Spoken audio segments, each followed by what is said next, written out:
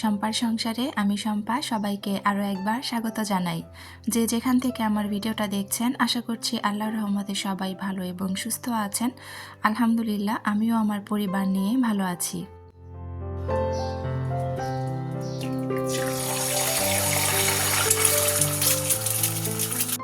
আজকের ভিডিওটা আজকে আমার হচ্ছে একটা রান্নাবিহীন একটা ভিডিও আপনাদের সাথে শেয়ার করব। মানে সকালে নাস্তা করেছি, আর দুপুরে রান্নাবান্না বা বিকালের কোনো কিছুই আপনাদের সাথে রান্নাবান্না ওইভাবে শেয়ার করছি না আজকে। তো আমি হচ্ছে সকালে এখানে একটু ডিম পোস্ট করে নিচ্ছিলাম নিজের জন্য, খাওয়া দাওয়া করব আর কি। সবাই যার যার মতো খাওয়া দাওয়া করে চলে গিয়েছে, আর আমার ছেলেটা ঘুমাচ্ছিল। তো সকালবেলা ওরা খাওয়া দাওয়া করেছে, তখন আর আমি খাইনি, আমি শুধু চা খেয়েছিলাম। তো এখন ভাবলাম যে খাওয়া দাওয়া করে নিয়ে তারপরে ঘরের কাজগুলো শুরু করব আর কি।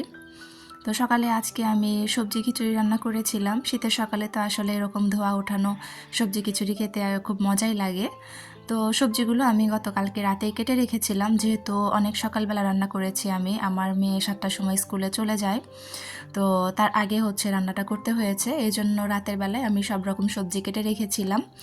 আর সকালবেলা শুধু রাইস কুকারে হাতে মাখিয়ে তারপরে বসিয়ে দিয়েছিলাম আর কি। খিচুড়ি, পোলাও এই জিনিসগুলো কিন্তু রাইস কুকারে বেশ ভালো হয়, আর অনেকটা সময়ও বাঁচে। যার কারণে দেখা যায় যে বিশেষ করে খিচুড়িটা কিন্তু আমি রাইস কুকারে বেশি রান্না করি।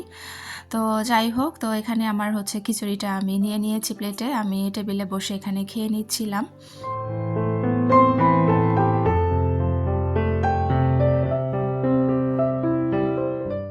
খেতে খেতে আপনাদের সাথে একটা বিষয় নিয়ে একটু কথা বলতে চাচ্ছি। আমার এই চ্যানেলে যারা নতুন আপুরা আছেন তারা হয়তো অনেকেই জানেন না যে আমার আগে একটা চ্যানেল ছিল। যারা পুরাতন আপুরা আছেন তারা তো অবশ্যই জানেন। তো আমার সেই চ্যানেলেও আমি মাঝে মাঝে একটা কমন কমেন্ট পেতাম আর কি। সেই কমেন্টটা আমি এখানেও মাঝে মাঝে পাচ্ছি। তো ভাবলাম যে সেটা নিয়ে একটু কয়েকটা কথা আপনাদের সাথে শেয়ার করি। আমার যখন আগের চ্যানেলটা ছিল সেখানেও আমি মাঝে মাঝে কয়েকটা আপুর আমি কমেন্ট পেতাম। বিশেষ করে একটা আপুর উনি খুব মাঝে মাঝে আমাকে এই কমেন্টটা করতেন আর কি, যে মাম হীরা আপু চলে যাওয়ার পরে উনি খুব কষ্ট পেয়েছিলেন। উনি এভাবে আমাকে কমেন্টে লিখেছিলেন যে আপু, মাম হীরা আপুর ভিডিও আমি প্রতিদিন দেখতাম, তো সে চলে যাওয়ার পরে অনেকটা কষ্ট পেয়েছি। তো আজকে তোমার ভিডিও দেখে সেই কষ্টটা অনেকটা আমার কমে গেল, কারণ আমার কাছে মনে হচ্ছে যে মাম হীরা আপুর অভাবটা তুমি হয়তো পূরণ করতে পারবে। তো আপুর কমেন্টটা পড়ে সত্যি ভালো লেগেছিল। তো ওই চ্যানেলে বেশ কয়েকটা আপুর আমি এরকম কমেন্ট পেয়েছিলাম যে মামহিরা আপুর মতো ভিডিও বানাও আপু, তোমার ভিডিওগুলো ভালো লাগে।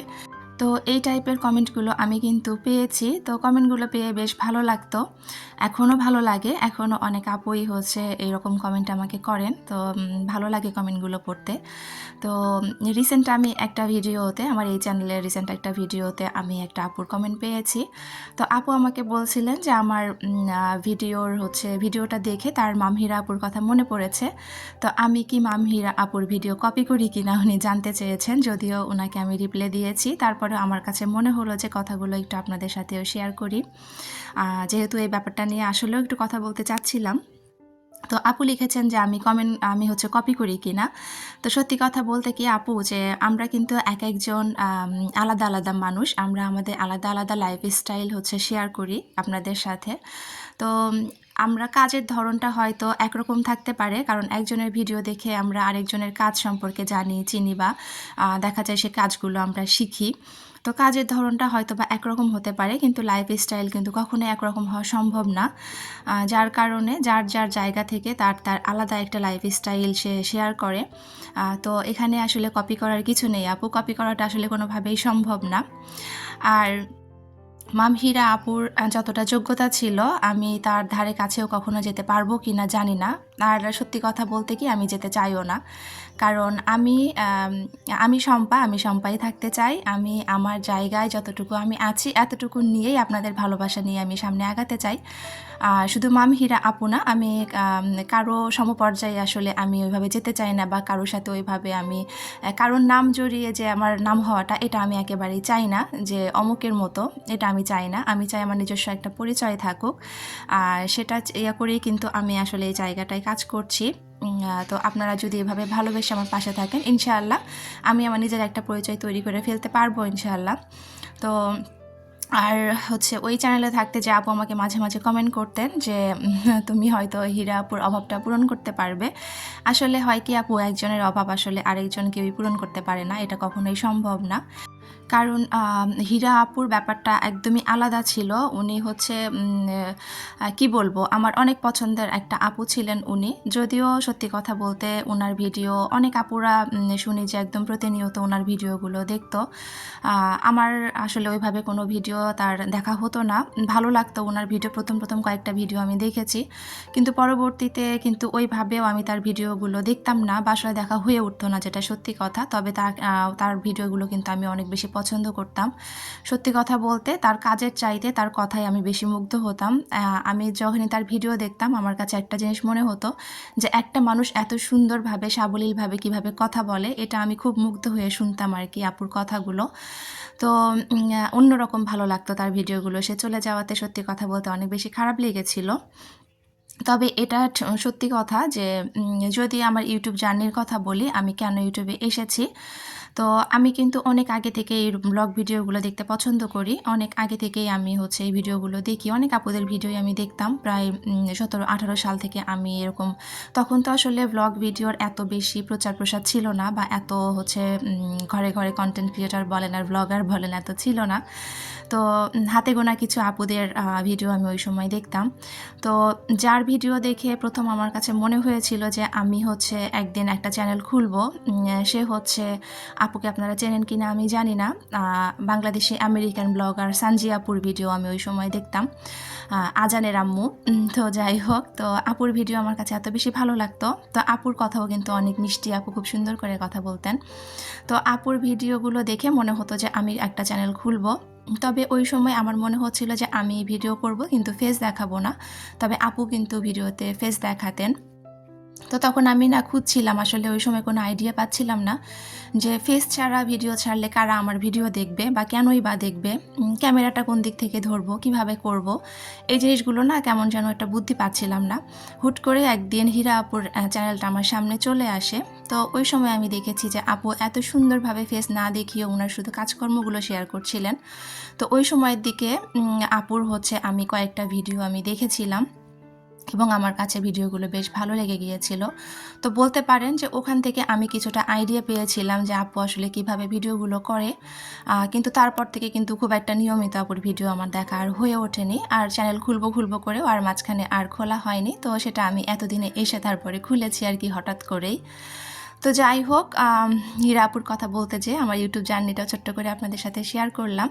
তো এই কথাগুলো বলার উদ্দেশ্য একটাই, আমরা যারা মেয়েরা আছি আমার কাছে মনে হয় প্রত্যেকেরই আলাদা আলাদা একটা করে পরিচয় তৈরি করাটা অনেক বেশি জরুরি। শুধু এটা আমার ক্ষেত্রে না, আমরা কারো সাথে কারো মিল রাখার দরকার নেই যে অমুকের মতো তুমি বা অমুকের মতো, এই জিনিসটা হচ্ছে না থাকুক। আমরা নিজেরা নিজেদের যে পরিচয়টা আছে সেটা নিয়েই থাকতে চাই। আমার কাছে মনে হয় সেটা জরুরি। এই জন্য শুধুমাত্র কথাগুলো বললাম। তবে হ্যাঁ, যখন হীরা আপুর মতো আপনারা বলেন তখন আসলে শুনতে ভালো লাগে, খারাপ লাগে না। অনেক আপু এভাবে বলেন যে আপু তোমার ভিডিওর যে হচ্ছে মিউজিকটা আছে ওটা শুনলে হীরা আপুর কথা মনে পড়ে যায়। হ্যাঁ, মিউজিকটা হয়তো হীরা আপুর মতোই, কারণ এটা এখন মোটামুটি একটা ভাইরাল মিউজিকের মতো হয়ে গিয়েছে, অনেক আপুরাই এটা ব্যবহার করছেন। তো যাই হোক, অনেক কথাই আজকে বললাম। তো আমার কথার মধ্যে অনেক হয়তো ভুল ত্রুটি আছে, যেহেতু আমি মানুষ। তো প্লিজ একটু ক্ষমা সুন্দর দৃষ্টিতে দেখবেন আমার কথাগুলো। ছোট বোন, বড় বোন বা নিজের সন্তান মনে করে একটু ভুল ত্রুটিগুলো মার্জনা করবেন আর কি। আজকে ভিডিও রিলেটেড তেমন কোনো কথা বলতে পারিনি, অনর্গল বকবক করে যাচ্ছি।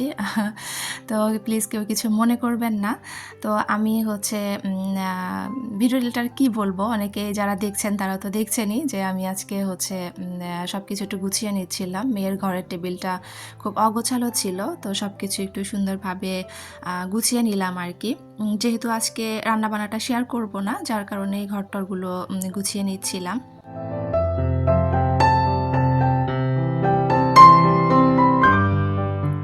তো এখনও পর্যন্ত আমার ভিডিও যারা দেখা শুরু করেছেন প্লিজ একটি লাইক দিয়ে বাকি ভিডিওটুকু কন্টিনিউ করবেন, কারণ আপনার একটা মূল্যবান লাইক আমার ভিডিওটা আরও অনেকের কাছে পৌঁছে দিতে সাহায্য করবে। যারা নতুন আমার চ্যানেলটা ভিজিট করছেন, আমার ভিডিওর কোনো অংশ, আমার কথা বা কাজের কোনো অংশ যদি আপনাদের কাছে ভালো লেগে থাকে আর আপনারা যদি এইরকম লাইফস্টাইল ব্লগ ভিডিও দেখতে পছন্দ করে থাকেন, তাহলে আমার চ্যানেলটি সাবস্ক্রাইব করে পাশে থাকা বেল অপশনটি প্রেস করে অল বাটনে ক্লিক করে রাখতে পারেন, যাতে করে আমি ভিডিও ছাড়ার সাথে সাথে নোটিফিকেশন আপনার কাছে চলে যায় আর আপনি আপনার মূল্যবান সময় বের করে আমার ভিডিওটা দেখে নিতে পারেন। যারা অলরেডি কাজগুলো করে দিয়েছেন তাদেরকে অসংখ্য ধন্যবাদ। আর একটু আগেও তো বললাম, আসলে কথার মধ্যে যদি কোনো ভুল ত্রুটি থাকে তো প্লিজ একটু ক্ষমা সুন্দর দৃষ্টিতে দেখবেন। তো আপনাদের সাথে কথা বলতে বলতে এদিকে কিন্তু আমার হাজব্যান্ড হচ্ছে একটু দুধ দিয়ে গিয়েছে। হাজব্যান্ড দিয়ে যায়নি, মানে ওই যে চাচার কাছ থেকে আমরা দুধটা খাই ওই চাচাকে ফোন দিয়ে বলেছিল, উনি বাসার নিচে এসে দিয়ে গিয়েছেন। তো দুধগুলো হচ্ছে আমার মেয়েও এর মধ্যে স্কুল থেকে চলে এসেছে আর ও যে হচ্ছে দুধগুলো নিয়ে এসেছে। আর এটা হচ্ছে আমার হাজব্যান্ড বাসায় আসার সময় কিছু কুমড়া বড়ি নিয়ে এসেছে। তো কুমড়া বড়িগুলো এই কুমড়া বড়িগুলো আগেও খেয়েছি, এক বৌদির কাছ থেকে নেওয়া হয়েছে এবং উনি অসম্ভব ভালো বড়ি বানান, নিজের হাতেই বানান উনি। তো খেয়ে আমার কাছে খুব ভালো লেগেছে, যার জন্য একটু বেশি করে এনেছে। এগুলো কিন্তু আমি রেখে দিব, মাঝখানে 2-1 দিন রোদ দিয়ে রাখলে দেখা যাবে অনেক দিন ভালো থাকবে, ভালোভাবে খাওয়া যাবে। কারণ দেখা যাবে শীত শেষ হয়ে গেলে কিন্তু এই কুমড়া বড়িগুলো ওইভাবে আর পাওয়া যাবে না, যার কারণে আমি একটু বেশি করে নিয়ে রাখলাম আর কি, যেহেতু এটা আমার অনেক পছন্দের একটা খাবার। তো এগুলো এখন আমি রিফিল করে নেব। দিলরুবা আপু বারবার আমাকে রিকোয়েস্ট করছে, আপু তুমি ভিডিওটা আর একটু লং বানাও, কারণ সে আমার ভিডিও দেখতে খুবই পছন্দ করে। তো আমি আপুকে বলেছিলাম যে আপু অনেকেই হয়তো বোরিং হয়ে যাবে, তো আপু বলছিল যে না, আমার কাছে মনে হয় না তোমার ভিডিও দেখে কারো কেউ বোরিং হয়ে যাবে, তুমি প্লিজ একটু ভিডিও লম্বা করো। তো চিন্তা করেছি আপু যেহেতু বারবার রিকোয়েস্ট করেছে, তো আমি এমনিতেই যথেষ্ট বড় ভিডিও দিচ্ছি, তারপরেও যেহেতু আপু বারবার রিকোয়েস্ট করছে, তো আপুর জন্য আমি একটা ভিডিও একটু বড় করার চেষ্টা করব। তো যারা আমার ভালোবাসা আপুরা আছেন তারা তো দেখবেনই, সবার কাছে রিকোয়েস্ট থাকবে প্লিজ একটু ভিডিওটা দেখবেন। তো যাই হোক, আপনাদের সাথে কথা বলতে বলতে কিন্তু আমি সব কিছু রিফিল করে নিয়েছি। তো ওই 2টা পটের মধ্যে ছিল না, যার কারণে একটা ছোলার যে আলাদা জার ছিল, তো ছোলাগুলো আমি আরেকটা বাটিতে ঢেলে নিয়ে অন্য একটা জারে রাখবো, আর ওইটাতে আমি হচ্ছে বড়িগুলো রেখে দিলাম। তো যাই হোক, ভিডিও শেষ পর্যায়ে চলে এসেছি। আপনাদের সবার সুস্থতা কামনা করে আর আমার পরবর্তী ভিডিও দেখার আমন্ত্রণ জানিয়ে এখান থেকেই বিদায় নিচ্ছি। আল্লাহ হাফেজ, আসসালামু আলাইকুম।